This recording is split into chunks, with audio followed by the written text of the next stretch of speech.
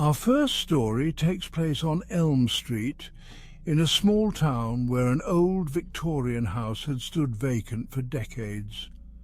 The locals believed it was cursed, whispering tales of the family who lived there in the early 1900s. The story went that the father, driven mad by some unseen force, murdered his wife and children before taking his own life. One summer, a young couple named Tim and Jessica decided to buy the house. They had heard the rumours but dismissed them as mere superstition. They saw potential in the grand architecture and spacious rooms, and they were eager to restore it to its former glory. The first few nights were uneventful, but soon strange things began to happen.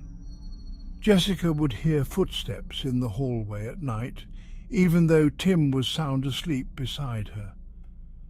Tim began to see fleeting shadows out of the corner of his eye, but when he turned to look, there was nothing there. One night, as they were getting ready for bed, the lights began to flicker. The air grew cold, and they heard the faint sound of children laughing, followed by a blood-curdling scream. Terrified, they decided to spend the night in a hotel. When they returned the next day, they found claw marks on the walls and furniture, as if some wild animal had been in the house. Our next story takes us to an opulent mansion on the outskirts of New Orleans. The mansion, known as Maison du Diable, was built in the late 1800s by a wealthy plantation owner named Charles Beauregard. Charles was rumoured to have dabbled in dark arts, and after his mysterious death, the mansion fell into disrepair. In the 1970s, the mansion was purchased by the Johnson family, Robert, his wife Elaine, and their teenage daughter Susan. They were enchanted by its grandeur and historical significance. However, from the moment they moved in, strange things began to occur. Susan was the first to notice.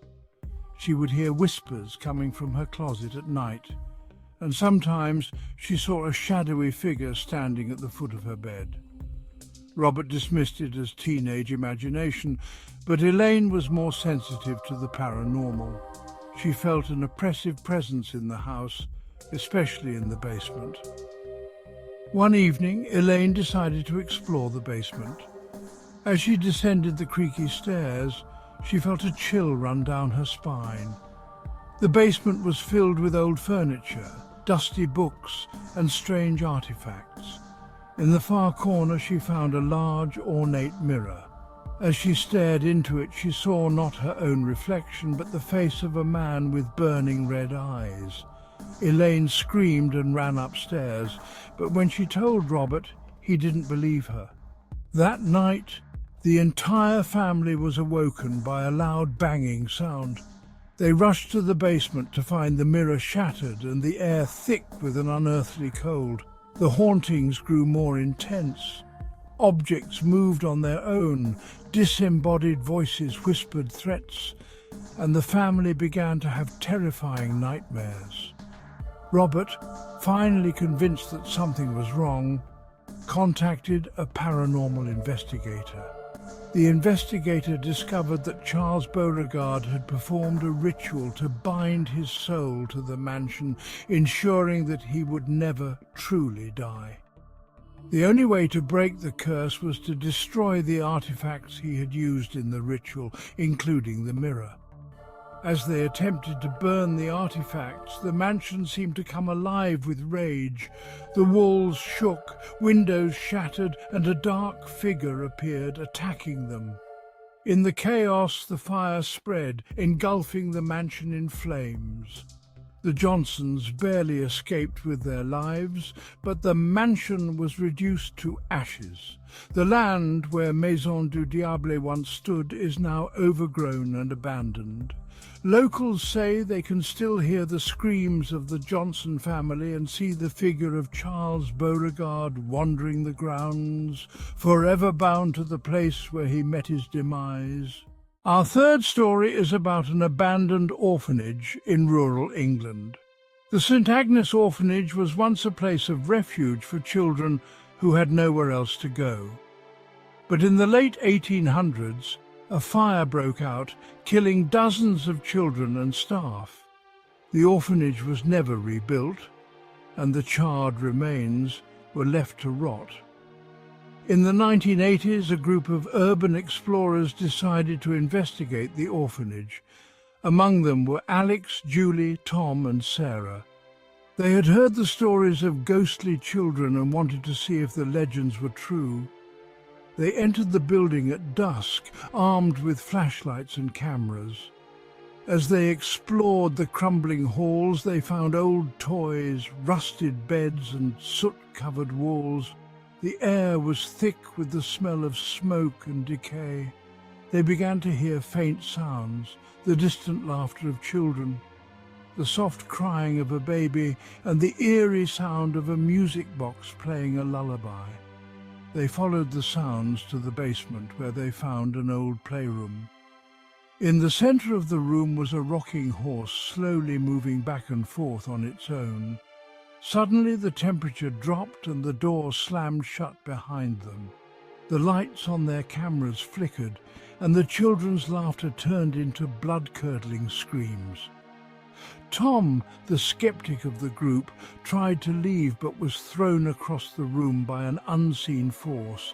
Julie saw the ghostly figure of a little girl standing in the corner, her eyes hollow and black. The girl pointed at them and whispered, "Help us!"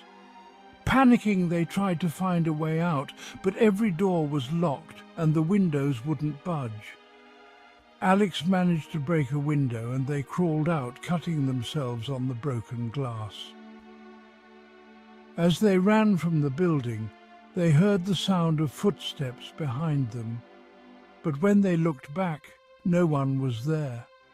They reported their experience to the local authorities, but no one believed them. The orphanage remains abandoned, and those who dare to enter claim to see the spirits of the children still trapped inside, reliving the horrors of that fateful night. The explorers never spoke of their ordeal again, but the memory of the ghostly children haunted them for the rest of their lives. Our fourth story involves a small, unassuming house in a quiet neighborhood in Connecticut. The house belonged to an elderly woman named Agnes, who had lived there alone for many years. Agnes was known for her extensive collection of antique dolls, which she displayed in every room of the house. When Agnes passed away, the house was put up for sale, and a young couple, Michael and Laura, purchased it. They found the dolls creepy, but didn't think much of it. They planned to sell the collection and renovate the house. From the first night, strange things began to happen. Laura would wake up to find the dolls in different positions than where she had left them. Michael heard whispering voices in the middle of the night, and they both saw shadows moving out of the corner of their eyes. One evening, Laura found a diary belonging to Agnes. It detailed how Agnes believed the dolls were alive and that they protected her from evil spirits. The diary also mentioned a particular doll named Annabelle, which Agnes claimed was possessed by a malevolent spirit. That night, they heard loud thumping noises coming from the attic. Michael went to investigate and found the doll Annabelle sitting in the middle of the floor, even though they had locked all the dolls in the basement. As he picked it up, the door slammed shut, trapping him inside. Laura heard his screams and rushed to help, but the door wouldn't open. Michael managed to break down the door, and they decided to leave the house immediately. They stayed at a hotel that night, but when they returned the next day, they found the house in disarray. The dolls were scattered everywhere, and Annabel was sitting on their bed. Terrified, they called a priest to bless the house. During the blessing, the priest was attacked by an unseen force and fled, saying the house was beyond saving. Michael and Laura packed their belongings and moved out, never to return. The house remains empty, and no one dares to buy it. The dolls, especially Annabel, are said to still reside there, waiting for the next unsuspecting victims to enter their domain. The once quiet neighborhood is now shrouded in fear as the legend of the haunted House of Dolls continues to grow. Our final story takes us to a remote farmhouse in the Midwest. The farmhouse had been abandoned for years, but it was recently bought by a couple, James and Rebecca, who wanted to start a new life away from the city. They moved in with their young daughter, Lily, and began renovating the old house. The first few weeks were uneventful, but soon they began to notice strange occurrences. Doors would open and close on their own, lights would flicker, and they heard strange noises at night. Lily began to talk about an imaginary friend named Emily who lived in her closet. One night, Rebecca heard Lily talking to someone in her room. When she went to check, she found Lily sitting on the floor staring at the closet. When Rebecca asked who she was talking to, Lily pointed at the closet and said Emily. Rebecca opened the closet but found nothing. She dismissed it as a child's imagination, but the incidents continued. They found old photographs in the attic of a little girl who looked exactly like Lily. The back of the photo was labelled Emily, 1923. As they delved deeper into the history of the house, they discovered that Emily was the daughter of the previous owners who had mysteriously disappeared. Rumour had it that she was killed by her father, who then took his own life. The farmhouse had been abandoned ever since. One night, James woke up to find Lily missing from her bed. He heard her voice coming from the basement. He rushed down and found Lily standing in the corner, staring at the wall. When he called her name, she turned and said in a voice that wasn't hers, "Daddy, don't you remember me?" Terrified, James grabbed Lily and ran upstairs. They decided to leave the farmhouse immediately. As they drove away, they looked back and saw a figure standing in the window watching them. It was Emily. Her eyes filled with anger and sorrow. They never returned to the farmhouse, and it remains abandoned to this day.